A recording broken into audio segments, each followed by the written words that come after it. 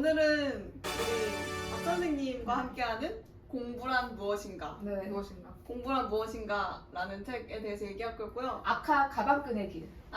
그 공부하는 그치, 사람의 길. 공부한 사람 무슨 생각을 하고 사는가? 그 간단하게 한번 자기소개를 해주시면. 네. 저는 미국에서 박사과정을 하고 있고요. 정치 이론 또는 정치 철학을 공부하고 있고, 그리고 이제 유학을 가기 전에는 학부를 졸업하고 로스쿨을 가서 변호사 비슷한 걸 잠깐 하다가 이제 다시 이렇게 공부를 시작하러 유학을 갔습니다. 진정한 가방끈의 길이다. 그러니까 학위를 컬렉팅한다고 했어.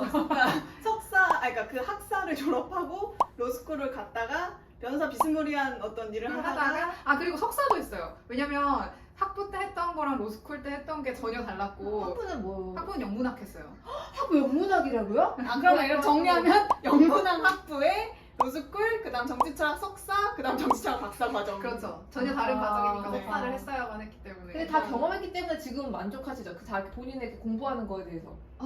그렇죠. 굉장히 아니 이거 한 번 더? 한 번 더 꺾어봐. 한 번 더 한 번 더 꺾어봐. 그렇지는 않은 것 같아요. 그 대학원이라는 게 사실 가보면 이 학문의 길을 정말 가고 싶어하는 사람들만 왔다고 보일 절대. 수가 있는데 그게 아니고 어쩌다 보니까 이걸 조금 잘해서 학부 때 잘해서 온 사람들이 많아요. 그런 경우에는 한참 하다가 박사 한 4년차쯤에 나 이 공부 왜 하지? 약간 이런 생각을 하는 것 같더라고요. 근데 저는 그런 면에서는 확실히 좀 자유로운 것 같아요. 박사는 몇 년 차까지 있는 거죠? 박사 일단 기본이 5년. 하지만 5년 만에 제 분야에서 5년 만에 끝나는 일은 흔치 않아요. 박사만 그럼 5년 이상 하는 거예요? 그쵸. 한 6년 막 이 정도 하고 이제 네. 박사 후 과정 주로 포닥이라고 부르는 포스트 닥터 네. 그렇게 일을 보통 한 1, 2년 하고 그 다음 이제 조교수 시작하고 조교수를 6년 하면 테뉴어 심사를 받을 자격이 주어지고 테뉴어를 통과하면 이제 그냥 의사보다 더하네. 그거 되게 인턴 레지던트 그거보다 더하네. 이거는. 더하네. 약간 멀미나. 약간 멀미나. 근데 이게 한국에서 만약에 한다 그러면 한국인들끼리 싸움이지만 어쨌든 거기 네이티브가 아니잖아요. 그쵸, 외국인이잖아요. 맞아. 외국인으로서 또 거기에 다양한 인종, 다양한 나라에서 온 애들도 있을 것 같은 외국인들끼리 아니면 거기서 그냥 진짜 네이티브 애들도 있을 거잖아요. 그쵸.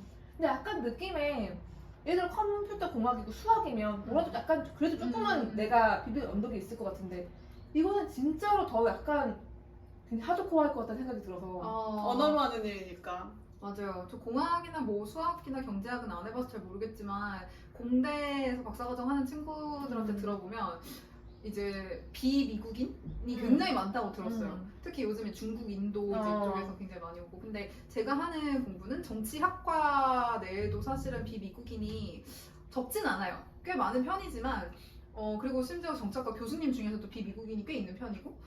왜냐하면 미국 대학교는 사실 전 세계의 자원과 전 세계의 사람이 빨려 들어가는 구조거든요.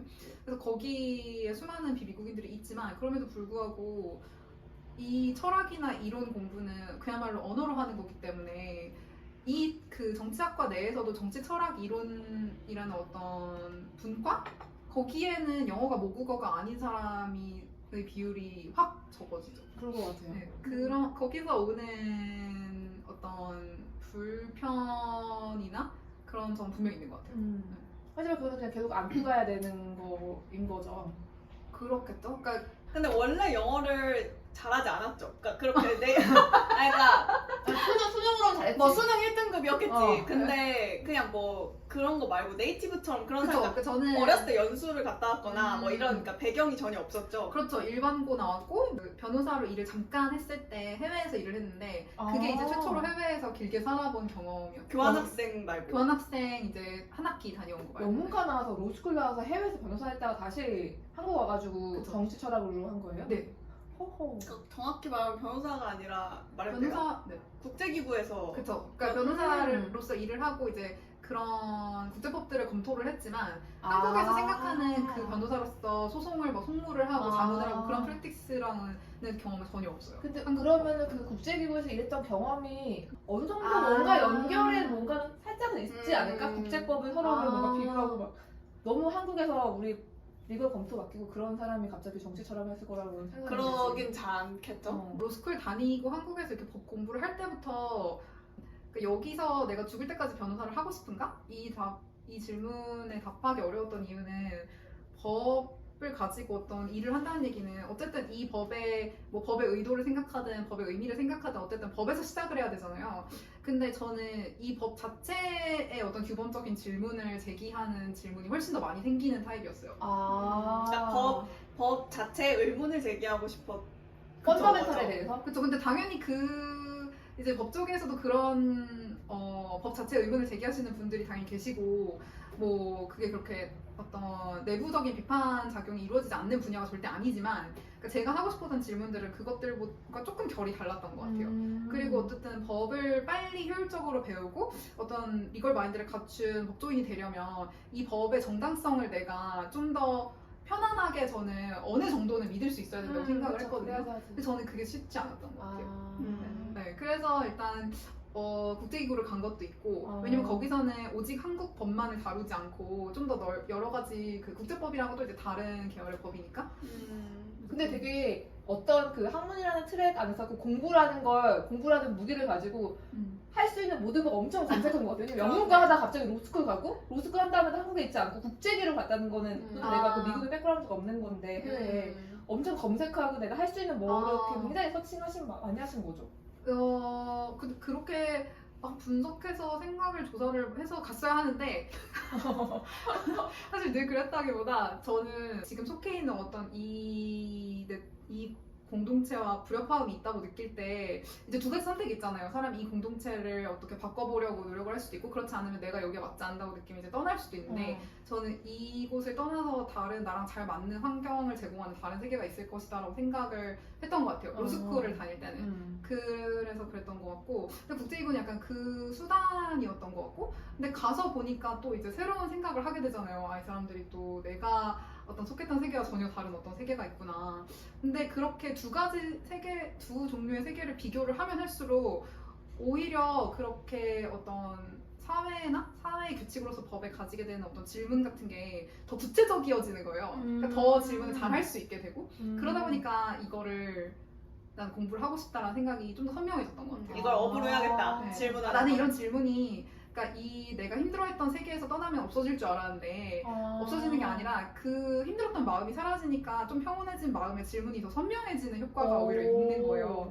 근데 그 질문을 나는 좀 본격적으로 해보고 싶다 그런 생각을 했고 그리고 그렇게 한 1년 정도 일을 하고 나니까 오히려 용기가 생겼어요. 그러니까 나 일을 해봤는데 일을 못하지 않고 그럼 난 도망가는 게 아니고 이것도 할 수 있는데 공부를 하는 거구나. 왜냐면 그 전까지는 내가 이거를 못할 것 같아서 도망가고 싶어하는 거가 우리가 다 그런 게 있지. 그런 스스로 이제 공포가 있었거든요. 근데 아니네 이렇게 스스로 조금 더 그럼 여기서 약간 이 책 제목이랑 좀 오히려 연결이 되는 것 같아요. 그러니까 이 책이 공부란 무엇인가라는 질문을 던지는 책인데 이 책은 사실 저희 예전에도 한번 다뤘었던 아침에는 죽음을 생각하는 것이 좋다를 쓰신 서울대 김영민 교수가 쓴 책이고 근데 또 마침 그 김영민 교수가 서울대에서 정치 철학을 가르치시는 분이고 스승이시죠? 제가 그분의 스승이라고 말하기는 좀 스승이죠. 부정할 것 같아요. 왜냐면 수업을 안 들었거든요. 수업을 안 들었죠. 그러면 조교가 나라는 아닌가요? 거리 맞지 않아. 아니 왜냐면 분야가 달라요. 김영민 교수님은 이제 동양 정치 사상 쪽이시고 저는 서양 정치 사상에서 이제 그러니까 원류는 서양 정치 사상인 어떤 분야를 저는 공부를 했고 저는 이제 현대 규범 철학이라고 우리가 흔히 부르는 걸 공부하고 있거든요. 아무도 흔히 부르지 않습니다. 흔히라는 거에 흔히도 아니고 부르지도 않습니다. 그냥 아예 안 불러요. 저희가 그런 게 있는지도 몰랐어요. 처음 알았습니다. 근데 현대 규범 철학이라고 부를 때 그게 뭐냐면 현대 사회에서 우리가 사회 이렇게 살다 보면 뭐 이따위로 돌아가지? 약간 어떻게 이게 괜찮고 이걸 참으라고 하는 거지? 이런 순간들이 많잖아요. 그런 질문을 본격적으로 탐구할 수 있는 거를 그러니까 어때야만 하는가? 사회는 어때야만 하는가? 사회가 이러면 왜 안 되는가? 이런 어떤 구체적인 그냥 우리가 당위적으로 받아들였던 거에 이렇게 질문을 하는 그렇죠. 근데 당위성에 대한 질문을 하는 게 이제 저희는 주로 현대 규범 철학이라고 부르는데 이 현대 규범 철학의 어떤 그런 개념적 자원들을 어떤 서양의 그런 고대 중세 이제 정치 사상에서 시작됐다고 보거든요. 사실은 지금 주류는 북미에서 하고 있는 그 공부들이 그렇기 때문에 제가 하고 있는 건 어쨌든 그쪽이고 김영희 교수님 하시는 거는 이제 동양 정치사상 동양 쪽에서 그 그쵸. 원전을 받아와서 이제 그쵸, 그런 약간- 사고를 진척시키는. 음. 하면 김영민 선생님한테 가서 우리 채널 좀 구독하시라고 보고 계신가요? 제가 근데 이걸 찍은 이상 선생님께 이 채널에 대해서 말씀드릴 용기가 생길지는 잘 제가 모르겠어요. 대신 말씀드릴게요. 그럼 이쯤에서 네. 공부란 무엇이라고 생각하세요? 뭐야? 근데 이 책에서 이 책이 이 몇 페이지지? 이 한 250페이지에 걸쳐서 답하고자 하는 질문이 이제 공부란 무엇인가일 거잖아요. 저는 이 책이 약간 말하고자 하는 바는 공부라는 거는 어떤 자기와 자기를 둘러싸고 있는 세상에 대해서 정확하게 말하고 정확하게 듣고 서로 정확하게 말하고 들은 것에 대해서 정확하게 의사소통하는 일. 그래서 우리가 약간 살아갈 수 있도록 이 말도 안 되는 어떤 부조리한 세계에도 불구하고 함께 살아갈 수 있도록 그걸 가능케 해주는 어떤 수단? 약간 그런 식으로 이 책이 공부를 이해하고 있는 거예요. 그러면 그렇다면은 현대 규범 철학을 선택해서 공부하는 것과 그 전에도 공부를 계속했잖아요. 그때와 공부를 대하는 나의 생각은 생각이 달라진 거. 여긴 달라졌을 것 같아. 그러니까 로스쿨 때 했던 공부랑은 확실히 달라요. 왜냐하면은 로스쿨 공부라는 거는 어떤 전문인이 되는 거거든요. 훈련하는 거죠, 그쵸? 훈련. 이 분야의 전문인이 되어서 필요한 지식들을 내가 이렇게 받아들이고 이 지식이 어떤 쌓여지는 그 활용되는 방식을 익히고 그래서 내가 그 지식을 활용해서 어떤 이제 변호사로서 활동할 수 있게 하는 건데 대학원에서 공부하는 이 책이 말하는 거 대학원이 공부랑 가까운데 대학원에서 하는 공부라는 거는 어떤 질문을 던지는 거에 가까운 것 같아요. 우리는 이 질문을 해야 한다라고 사람들을 설득하는 것. 그리고 그 질문을 해야 하는 이유, 그 질문이 정확히 무슨 질문인지, 다른 질문들과 어떻게 연결되는지, 이 질문에 대한 나의 생각은 무엇인지, 그걸 굉장히 시인처럼 정확한 단어와 개념을 골라서 최대한 잘 전달되도록 만들어내는 일? 되게 그 정확하다는 걸 엄청 강조하시네요. 이 책이 그걸 굉장히 강조하는데 사실은 이 책이 그 개념의 정확성을 강조하는 게 저에게는 너무 익숙한 그 태도라서 잘 몰랐는데 이게 공부를 업으로 하지 않으면은 그 신선할 수 있을 것 같아요. 정확하게 말하고 정확하게 이해하는 나에게는 솔직히 우리 회사에서는 정확도를 엄청 중요하게 생각하잖아요. 매출이 159K인지 159.3K인지에 따라서 달성률이 99%인지 100%인지 달라지는 거면 굉장히 중요한데 오히려 정치 철학은 그냥 일반 입장에서 그게 굉장히 안 정확하다고 생각되거든요. 이것도 너무 재밌어. 너무 어떻게 정확할 수가 있지? 라고 생각이 드는데 그게 너무 좋은 정확한 질문이다. 질문이에요. 좀 정확하게 말하고 싶은데 생각 좀 해보고. 생각하는 동안 그냥 제가 생각하면 말하자면 저는 인터넷에서 사람들이 막 이렇게 감론을박 할 때가 있잖아요. 어떤 사안에 대해서. 근데 제가 그런 인터넷상의 감론을박이 막 의미 없다거나 쓸데없다고 생각하는 건 아니에요. 뭐 그 안에서 건전한 논의가 이루어질 수 있죠. 근데 대개의 경우 인터넷상에서 사람들이 댓글로 막 그렇게 서로 논쟁을 펼치는 과정을 보면 하나도 정확하지 않거든요. 그러니까 이 사람이 A라는 사람이 주장한 거에 대해서 B가 반박을 하는데 A가 주장한 사실과 다른 거에 대해서 반박을 한다거나 그러니까 A는 A에 대해서 했는데 이 사람은 A 다시에 대해서 반박하는 그럼 사실 이 반박은 그냥 의미 없는 반박인데 대부분의 사람들이 이제 이거를 정확하게 그거 의미 없는 반박이야 라고 잡아내지 못하기 때문에 그냥 그 다음부터는 공회전이 되는 거예요. 서로 다른 얘기를 하면서 서로 다른 개념에 대해서 얘기를 하고 있는데 서로 내가 맞다고 주장하는 그런 일들이 되게 많이 벌어지는데 이게 저는 학문의 영역, 아카데미의 영역에서는 적어도 굉장히 엄밀하고 신중하게 상대가 하고 있는 말이 무엇인지를 정확하게 파악해야 되고 나도 내 말이 가장 정확하게 전달될 수 있도록 최선의 노력을 다해야 되는 영역? 그런 의미에서 약간 정확성이 있어야 되는 나는 것 그래서 이렇기 때문에 공부를 너무 하기 싫었던 게 석사, 박사 이런 걸 너무너무 하기 싫었던 게 그렇기 때문에 굉장히 권위적이라고 생각해. 왜냐면 그게 정치 철학뿐만 아니라 어떤 학문이든지 그 인터넷상에서는 정확하지 않은 대신에 그 뭔가 흘러가잖아요. 새롭고 뭐라도 한마디라도 할 수 있지. 여지가 있고.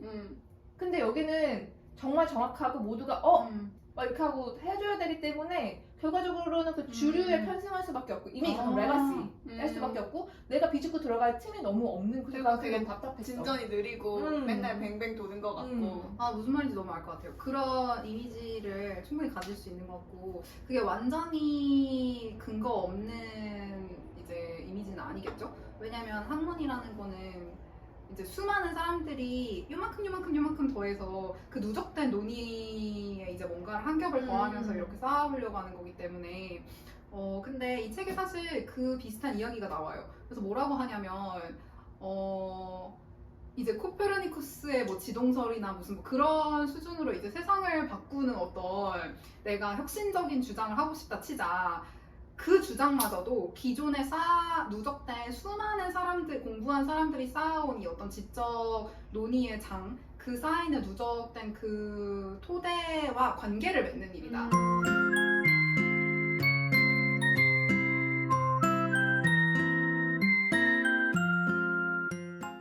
그러니까 정확하게 말하는 것이 왜 중요한가, 그리고 우리의 서로 간의 관계와 우리가 함께 만드는 공동체, 그리고 그 공동체 내의 정치에 있어서 왜 우리가 정확하게 말하고자 하는 태도가 요구되는가 하는 질문에 대해서, 예를 들어서 우리가 공부를 할 필요가 없고 내 삶과 동떨어져 있다고 생각을 하지만 모든 사람들이 표현의 자유라는 말을 한두 번씩 입에 올리잖아요.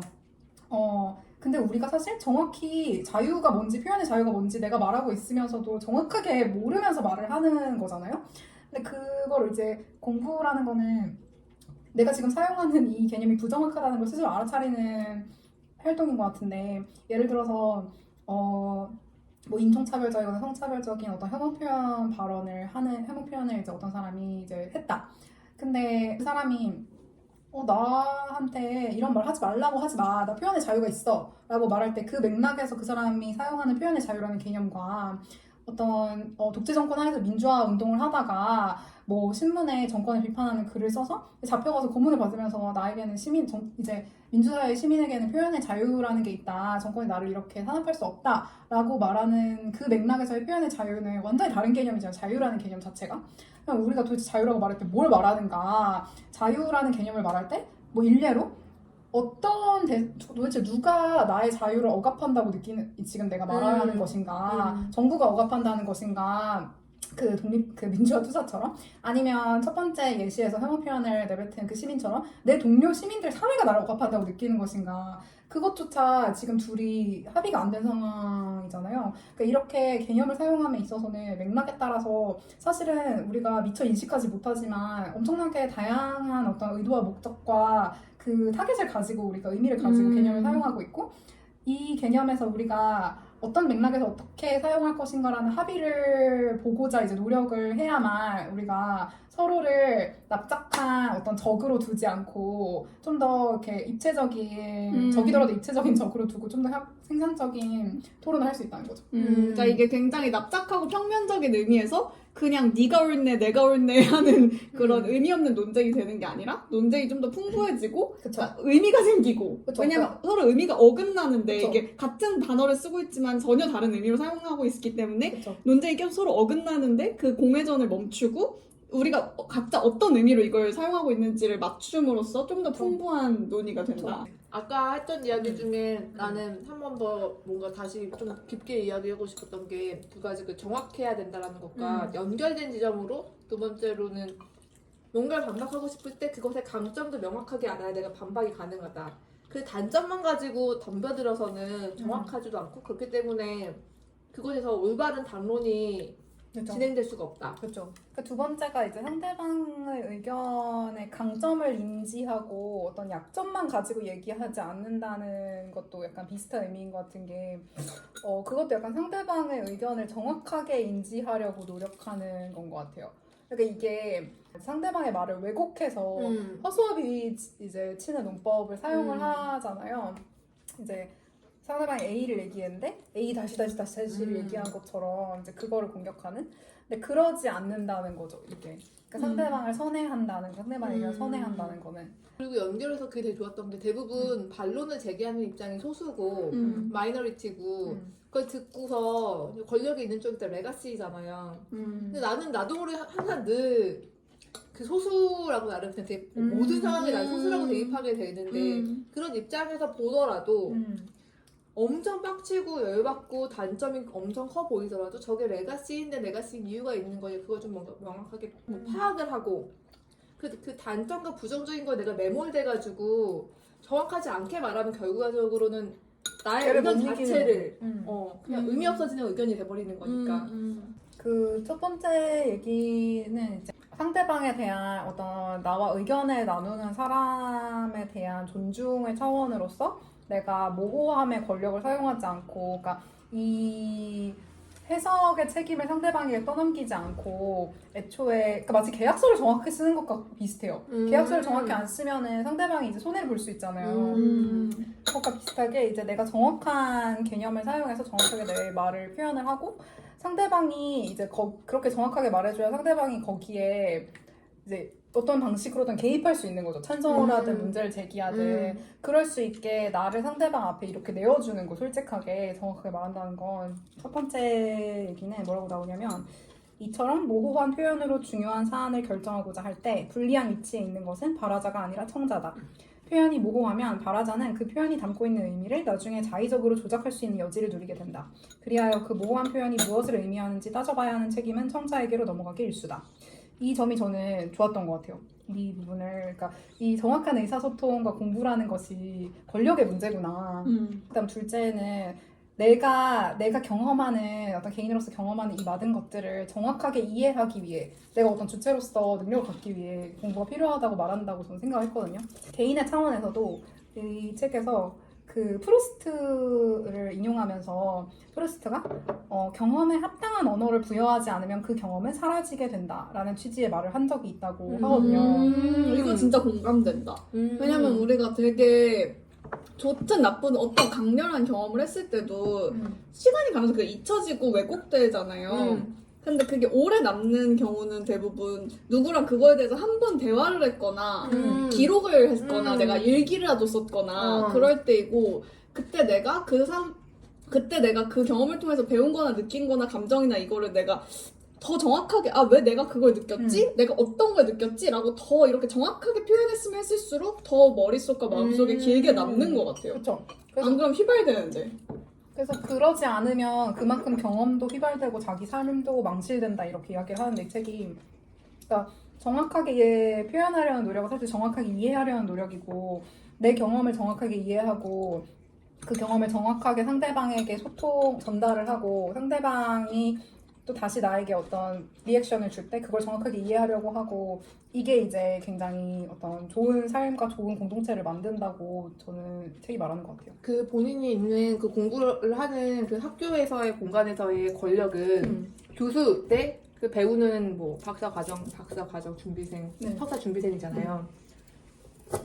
그런데 그 내가 명확하게 알고 아무리 정확하게 알고 교수님의 의견의 강점과 약점을 알더라도 사실 권력이라는 존재 때문에 뭔가 반론을 하기가 쉽지 않고 나는 학교밖에 안 나왔기 때문에 내가 느끼는 그 교수님은 감히 할 수 없거나 근데 또 내가 학부생이 보기에도 구멍은 되게 많아 보여. 근데 할 수 없어. 그렇기 때문에 답답하고 그래서 나는 공부가 별로다라는 생각을 많이 했었는데 근데 한국에서도 공부하고 미국에서도 공부했잖아요. 어때요? 진짜로 그 학문의 세계 가면 열려 있고 반론할 수 있는가? 저는 이 질문에 대해서는 그러니까 세 가지 다른 층위가 있다고 생각해요. 첫 번째는 제도의 층위가 있고, 두 번째는 이제 어떤 문화적인 층위가 있고, 세 번째는 개인의 심리적인 어떤 층위가 있다고 생각을 하는데, 제도는 이제 말하자면 그렇게 권력이 상대적으로 부족한 쪽이 더 권력을 가진 쪽의 의견에 이제 반박을 하거나 뭐 그 의견에 도전하고자 할 때 그 소수자를 보호해주는 제도가 있는가. 그리고 두 번째 문화적인 거는 어떤 그 제도가 있든 없든 실제로 사람들이 문화적으로 그 공동체의 문화가 어떤가, 실제로 사람들이 그렇게 하는가. 마지막은 그 개인 하나하나의 어떤 심리 차원에서 그 사람이 그렇게 하는 것이 편안하게 느끼는가, 이런 차원이 있는데 사실 학계가 이제 당위적으로는 당연히 학계는 제도적으로는 그런 제도가 당연히 있어야 되죠. 그리고 문화적으로도 그래야만 하는 거고. 저는 미국에서 공부할 때 근데 미국에서 공부할 때라는 표현이 오해되지 않았으면 좋겠어요. 그러니까 미국이라는 건 어마어마하게 큰 곳이고 너무 다르지. 그죠? 어느 지역, 어느 학교, 어느 학과 뭐 그리고 심지어 내 뭐 지도 교수가 누구인지라는 진짜 거의 운에 가까운 요소조차 경험을 너무나 많이 좌우하기 때문에 진짜 저와 전혀 정반대의 경험을 한 사람들이 너무너무 많거든요. 근데 하여튼 제가 운이 좋은 편이고 제가 이해하는 바로는 어떤 제도적으로 그런 이제 보호는 저는 있다고 느꼈어요. 일단 문화적으로도 물론 권력 격차가 있고 상대적으로 이제 당연히 권력을 더 가진 막 교수, 정교수, 석학 이런 사람들이 더 자유롭게 이야기하겠지만 그럼에도 불구하고 문화적으로 그렇게 자유롭게 꽤나 얘기하는 문화라고 느꼈어요. 그리고 그게 어떤 공부하는 사람으로서 그게 권장되고 그런 태도가 없으면 오히려 그런 태도를 요구받는다고 느꼈어요. 비판적 시각을 이제 보이는. 맞아. 그리고 근데 이제 마지막으로 개인의 심리적인 차원은 권력 격차가 있는 상황에서 이야기를 할 때, 예를 들어서 지도 교수님이랑 같이 얘기를 할 때는 당연히 내가 훨씬 더 긴장하고 배도 교수 얘기하면 나는 그거 이런 면이 있는 것 같은데? 라고 얘기할 때 좀 더 생각하긴 하죠. 친구랑 얘기할 때보다는. 근데 그런 게 그 세계 층위 중에 그냥 자기의 층위, 자신의 층위, 본인의 층위, 개인의 층위에서 흔히들 말하잖아요. 한국에서 교육받고 한국 사회에서 살다 보면 빨리 학습해가지고 빨리 이제 아웃풋을 내는 데는 굉장히 효율적인데 뭔가 그거 아닌데라는 생각을 조금 더 다르게 해보거나 그리고 그거를 심지어 말하는 데 있어서 굉장히 취약하다라고 대부분 이야기하는데 우리 선생님도 한국에서 쭉 있다가 간 거잖아요. 그런 면에서 다른 나라 친구 아니면 미국 친구들이랑 또 내가 좀 다른가? 아니면 나는 그런 건 잘 모르겠다. 결국엔 그것도 케바케인 것 같다. 어떻게 생각해요? 저는 그냥 이 남들 앞에서 문제 제기하는 거에 우리가 확실히 조금 그러니까 다른 나라 사람이랑은 모르겠고 미국인들보단 약하긴 한 것 같아요. 서양 애들보다. 그리고 나는 또 묻고 싶었던 게 내가 이렇게 사람들이 그렇게 생각을 하는 건 몇몇을 빼고 보편적으로는 그런 문화를 이렇게 질문하고 이러는 걸 그렇게 좋아하지 않는 것 같아. 질문을 받는 사람이요? 받는 사람뿐만이 아니라 그냥 앉아있는 사람. 그쵸. 앉아있는 사람도. 맞죠. 그래서 이걸 말하고 싶었던 게 그래서 그 한국 대학에서도 공부를 하실 때 되게 좋은 교수님 만나가지고 그런 문화였다는 거는 되게 좋다. 근데 한국 대학원, 한국 회사라고 할 것 없이 내가 이런 걸 질문했을 때 교수님이 안 좋아하고 좋아하는 것보다는 오히려 더 영향을 받는 게 내 주변에 앉아있는 애들 그런 애들이 뭐야? 잘난 척해? 혹은 쓸데없는 질문을 해? 지시간만 시간이야? 맞아요. 그런 게 나는 분명히 있다고 생각하고 그게 미국은 다른가? 저는 이게 지금 너무 좋은 질문인 것 같아요. 그러니까 왜냐면 이게 왜냐면 사람이 질문, 특히 비판적인 질문을 할 때 어떤 장애물이 있다면 질문을 받는 사람의 태도만큼이나 나에게 영향을 많이 미치는 게 다른 청중들의 태도잖아요. 근데 제가 잊고 있었는데 지금 질문해 주시니까 생각이 나는데 한국에서 진짜 거의 그 오랜 시간을 살면서 느꼈던 거는 질문하는 사람들이 저는 항상 신기했어요. 이렇게 따가운 시선을 받으면서도 질문을 하네? 네, 그렇게 많이 느꼈고 실제로 질문을 안 했어요. 근데 이제 공부를 하면서 한국에서도 그렇고 미국에서는 더 그렇고 어떤 질문을 한다는 게 용인되는 정도가 아니라 때로는 거의 요구되는 수준의 덕목인 거예요, 이거는. 약간 질문을 안 한다는 거는 소극적이고 무책임한 태도? 어떤 그 공동체의 좋은 시민이 되지 못하는 태도? 약간 이렇게 여겨지는 것 같아요. 아무것도 기여하지 못한다? 그쵸? 근데 그렇게 되면서 저는 되게 힘들게 질문을 배웠거든요. 그러니까 왜냐면 저는 한국에 자랐기 때문에 좋지 않은 질문까지도 하면서 시행착오를 통해서 질문하는 법을 배우는 게 더 고통스러웠어요. 그래서 질문이 처음부터 좋은 질문하기가 어렵잖아요. 그쵸? 그래서 그냥 계속 처음에 유학을 가서 1년을 거의 조용히 있다가 1년 지난 다음에 갑자기 질문을 엄청나게 많이 하기 시작했어요. 이제 적응이 되고 좋은 질문이 생각이 나기 시작한 거죠. 그러니까 그런 차원에서 저도 그렇게 적응을 막 처음부터 성공적으로 하지 절대 못했죠. 한국에서 어떤 그런 문화에서 자랐기 때문에. 그리고 거기서도 그러니까 지금은 질문을 많이 하고 이제 나름대로 저는 좋은 질문을 스스로 한다고 느낄 때도 있는데 그러니까 그렇게 질문을 많이 하는 사람이 된 이후에도 저는 자기 검열을 굉장히 많이 해요. 이 질문이 얼마나 기여를 하는가. 맞아. 그리고 뭔가 내가 쓸데없는 질문했나? 남들 시간 뺏었나? 이런 자기 검열을 진짜 많이 하는 것 같아요. 맞아요. 근데 사실 이게 그런 차원에서 한국에서 그러니까 이 책이 말하는 공부를 잘하는 사람이 되기가 쉽지 않았던 것이 공부를 잘하려면 내가 뭘 모르는지를 그러니까 뭔가를 정확히 말하기 위해서는 내가 뭘 알고 뭘 모르는지를 최대한 정확히 알아야 되잖아요. 그걸 알려면 자꾸 틀려야 되잖아요. 헛소리도 해보고 틀려보고. 맞아. 근데 그럴 때 민폐 끼치는 사람이 되는 것 같아요. 맞아. 잘하면서. 그치. 그거를 극복하는 게 저는 되게 힘들었고 지금도 아직 완전히 절대 극복 못했고 그러니까 타인의 시선을 굉장히 많이 의식하고 내가 뭔가 틀릴 때 틀릴까봐 막 이런 거 그건 아직도 이제 과정인 것 같아요. 그러고 보니 수미상관이다. 막 그 영문과 나와가지고 로스쿨 나와가지고 국제기구 다니다가 했는데 남이 볼 땐 어떨지 모르겠지. 점점점 지문이 선명해졌다고 있잖아요. 하고 싶은 게 그런 것처럼. 아, 그쵸. 그러니까 시행착오를 통해서 선명해졌다고 볼 수도 있겠죠. 근데 이게 사실 공부를 하면서 많이 좌절할 수도 있는 게, 그리고 이 공부가 굉장히 무의미하다고, 무용하다고 여전히 생각할 수도 있는 것은, 이런 노력을 한다고 하더라도 우리가 서로를 완벽하게 이해하는 날이 절대 오지 않을 그건 인간의 확률이겠죠. 한계니까. 네, 그쵸. 그렇기 때문에 그냥 우리 서로를 끊임없이 오해하고 그 오해에서 이제 문제들이 긴장과 뭐 이 책에서 사용하는 표현으로는 긴장과 모순과 혼란들이 생겨날 텐데, 그 속에서도 어쨌거나 삶을 지속하고 나쁘지 않은 관계를 추구하려면 그냥 조금 오해의 폭을 줄이거나 좋은 오해를 하려고 노력을 계속 해나가야 한다는 거죠, 이 책이 말은.